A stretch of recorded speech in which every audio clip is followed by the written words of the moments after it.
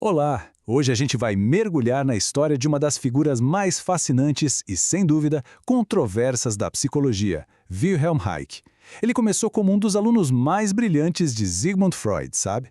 Mas acabou levando a psicanálise para uma direção que ninguém esperava e que, para muita gente na época, foi um choque. Ele tirou o foco só da mente e olhou para o corpo. Para a gente começar a pensar, que tal essa pergunta? E se aquela dor constante no pescoço, ou a mandíbula sempre travada? E se isso não for só estresse do dia a dia? E se for a manifestação física de emoções e memórias que foram congeladas ali? Pois é, essa ideia foi o que guiou todo o trabalho do Wilhelm Reich. Bem, vamos voltar um pouco no tempo para entender isso. Lá no comecinho dos anos 20, em Viena, o Reich era uma verdadeira estrela no círculo mais próximo de Freud. Ele era tão respeitado que chegou a dirigir os seminários de treinamento para os novos analistas. Ou seja, ele tinha tudo para ser um dos grandes nomes da psicanálise tradicional. Só que aqui que está o pulo do gato. Para Freud, a libido era um conceito, uma força psíquica, mental. O Reich, por outro lado, começou a pensar, e se isso for uma energia de verdade?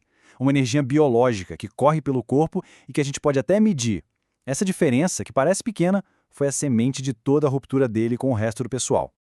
E essa mudança de foco foi total. Enquanto Freud se concentrava no que os pacientes diziam, Reich começou a prestar atenção em como eles falavam.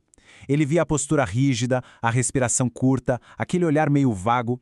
Para ele, o corpo não mentia. As defesas da mente não eram só ideias, elas eram físicas, estavam escritas ali, nos músculos. E foi essa observação que levou ele à sua ideia mais poderosa e influente. Se as nossas defesas emocionais aparecem no corpo, como é que isso funciona? A resposta que ele encontrou foi o conceito de couraça muscular.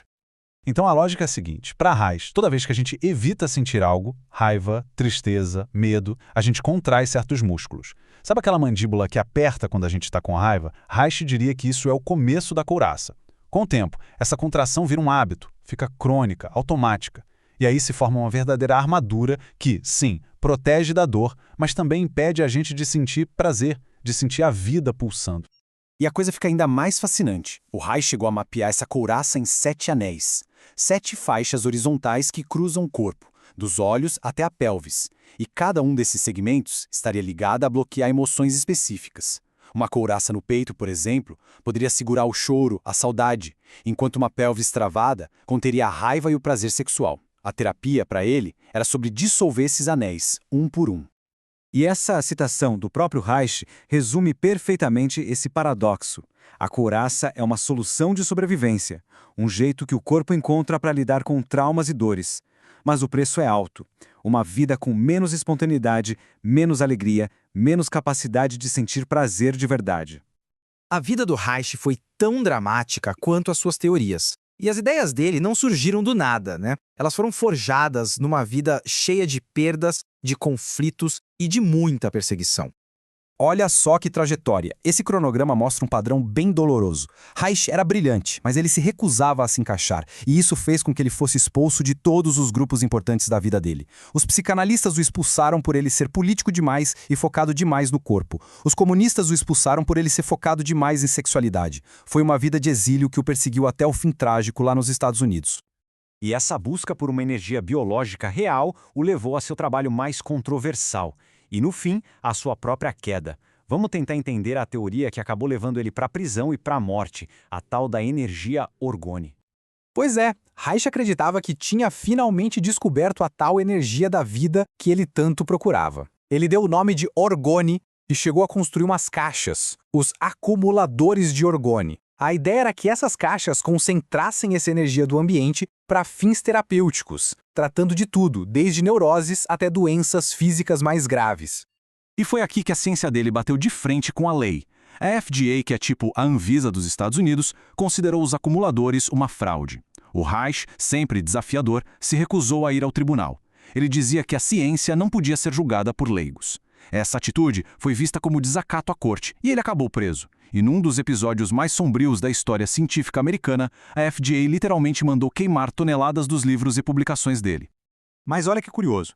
Apesar dessa morte trágica e de toda a polêmica do orgone, o legado de Reich não sumiu. Muito pelo contrário, as ideias fundamentais dele sobre o corpo acabaram florescendo de jeitos bem surpreendentes.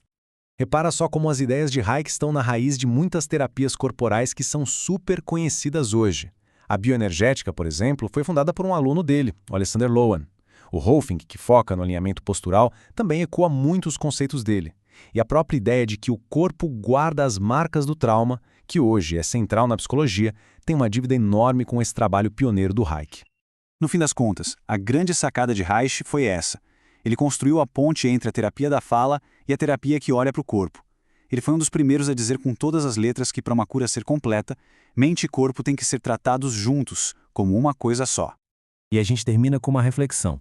Independentemente do que cada um pensa sobre a energia orgônia ou sobre o fim da vida dele, a pergunta central que o Reich fez continua incrivelmente relevante. A história dele nos desafia a perguntar: onde, no nosso próprio corpo, a nossa história de vida se manifesta? É uma pergunta que continua ecoando, muito tempo depois que ele se foi.